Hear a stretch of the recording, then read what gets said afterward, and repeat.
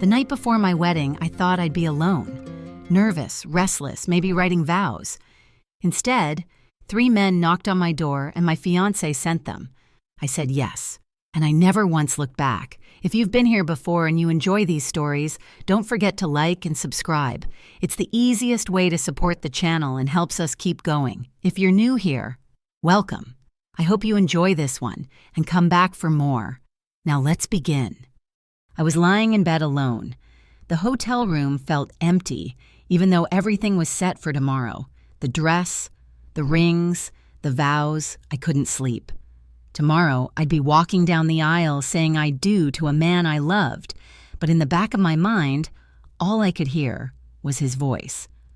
"Don't worry, we won't be a boring couple." I laughed when he said it, but now staring at the ceiling, I wasn't so sure. Could we really keep that fire going forever? There had been so much about my life before him that felt electric, wild nights, adventure, freedom. But now, as the wedding approached, it felt like I was on the edge of something I couldn't turn back from. Was I really ready to leave all of that behind? A knock at the door pulled me out of my thoughts. I opened it without thinking. 3 men stood there. One had a full sleeve of tattoos. The second was older, with gray in his beard and eyes that didn't flinch. The third was broad-shouldered and tall enough to block the light from the hallway. None of them said a word. The one in front handed me a small envelope. My name was written on it. His handwriting, I opened it. "You said you were scared of a boring life. Let this be your answer. Have fun tonight. I'll see you at the altar. Your almost husband." "We're here for you, that's all," he said, calm, certain. Like it had all been arranged. I didn't ask what he meant. I already knew. I stepped aside. They entered quietly. No words, no glances between them, just the sound of shoes on carpet and the weight of something unspoken settling into the room. I closed the door. That sound, the latch clicking, made my heart jump. I stood there holding the note like it might give me instructions. It didn't. I turned back to them, trying to catch my breath. "So, are you guys local, or did he fly you in?" The older one looked at me. His voice was steady. "You don't need to make conversation." I let out a quiet laugh, nervous, not challenged. Then I walked between them, not by accident, not shyly. I walked like I was ready for whatever came next. The moment I passed, hands reached out. One brushed my waist. Another touched the inside of my arm. Fingertips moved slowly, deliberately, like they were learning me. My robe loosened under their touch. It slipped down my arms without resistance, falling into a silent heap around my ankles. Someone moved behind me. Lips grazed the back of my neck. Another hand slid up from my hip to my chest, warm and full, fingers spreading. A mouth found mine, soft. Patient, I leaned into it. They didn't hold back anymore. Touches grew bolder, more curious, more certain. I didn't flinch. His hand moved gently behind my head, not forceful, just steady, leading me lower, and I followed. They started with their shirts pulling fabric over their heads, revealing skin muscles, ink, and tension. I watched their hands move slow and sure, each motion unhurried but charged. Then I stepped forward and took care of the rest. One by one, I unfastened their belts, tugged zippers open, and let the weight of their clothes fall. My hands moved smoothly, confidently. No one said a word. Without hesitation, I brought my mouth to the first man. I took my time with him, letting the moment stretch as I moved gently, building a rhythm of my own, while my hands reached out to the others, stroking, circling. Holding them close, I switched, leaning into the older one, next, feeling his hands settle at the back of my head, steadying me as I followed his lead, every motion deliberate. He pressed forward just slightly, breath-catching in response. The tall one waited longest, his chest rising slow and heavy as I turned toward him. My lips closed around him and I felt his fingers brush my jaw just once, soft and unsure before tightening again. They stood around me like a storm building, heat rising in every direction, but they let me move, how I wanted.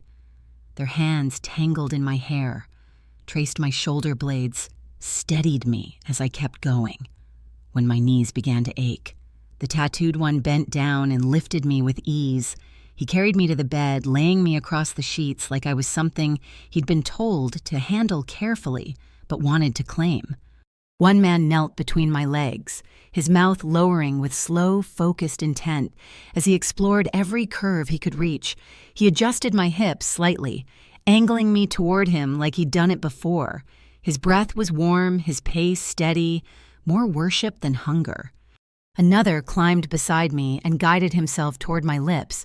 I took him again, feeling his presence at my lips, my hand bracing against his hip as I matched his pace. The third stayed close to my chest, his mouth tracing the slope of me tongue. Circling slowly before his teeth, grazed the swell just once. Drawing a gasp, I couldn't hold back. I was surrounded, taken in every direction. Then the man between my legs rose. His mouth was slick, his expression focused. He looked at me, met my eyes. He shifted forward, his body aligned with mine, hovering just above me. For a second, I forgot how to breathe. I jolted. I was already moving flat on my back, arms splayed out, mouth parted, body open, one already beneath me, moving with steady rhythm, another at my mouth, and a third grazing my chest with his mouth and hands. It was too much and not enough. Each time the man beneath me rocked forward, something fluttered in my stomach. My breath hitched, and the man at my mouth would groan softly, his fingers tightening in my hair. I could feel the rhythm between them, how they moved together, how they used me without rushing, without pausing. I moaned against him. I couldn't help it. I wasn't holding back anymore. My hands slid across thighs and skin and sheets, searching for something, anything to keep me steady, but I didn't want steady, I wanted more, and then they gave it to me. The man at my mouth pulled away. First, he stroked my cheek once, then moved down between my legs where the man between them slowly withdrew. Their eyes met over me. No words, one replaced the other. His body settled into mine with a different kind of weight, slower at first, thicker. I felt myself shift and adapt, my legs lifting instinctively to hold him there. He held me tighter than the last. His rhythm was rougher. I could hear his breath fast and uneven as his pace grew more urgent. The difference wasn't just physical, it was everything. Where the first had moved with care, this one moved with hunger. Each motion pulled a reaction from me. Each sound from his throat sent heat down my spine. The man who'd been at my chest had shifted lower, his touch tracing down to my waist, now his mouth trailing over my ribs, my stomach. I was shifting, stretching, chasing sensation. One of them stretched out on the bed, lying flat with his arms open. They helped me climb over him. I positioned myself slowly into his arms. He welcomed me with warmth and tension. His touch set me into motion as my knees found their place on either side of him. I found a rhythm, gentle motion at first, then stronger. He rose to meet me from below his grip, steady at my waist, eyes locked on mine like nothing else existed. Then I sensed another presence behind me. A second man had stepped closer, standing tall. His hand slid along my lower back, fingers gently tilting me forward. I braced myself with one hand on the man beneath me, and the other reached for balance as the third stepped up in front.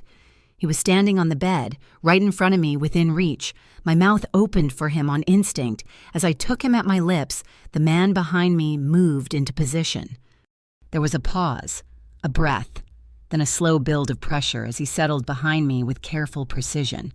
I gasped against the man in front of me, my fingers tightening around his thighs. I was held in every direction all at once. My body moved without thought, my thoughts scattered completely. I couldn't hold on to any single sensation. The motion surrounded me, rising, falling, shifting like a storm. I couldn't speak. I could barely breathe. All I could do was hold on and let it happen. When the pressure gave way, I didn't try to hold it. It didn't feel like falling. It felt like surrender later. I lay on my side, barely breathing. The sheets twisted around me like vines. Tomorrow I would say I do. He promised me it wouldn't be boring. He was right. This story is a bold, exhilarating plunge into the thrill of embracing the unexpected, charged with a provocative intensity that keeps you on edge, isn't it?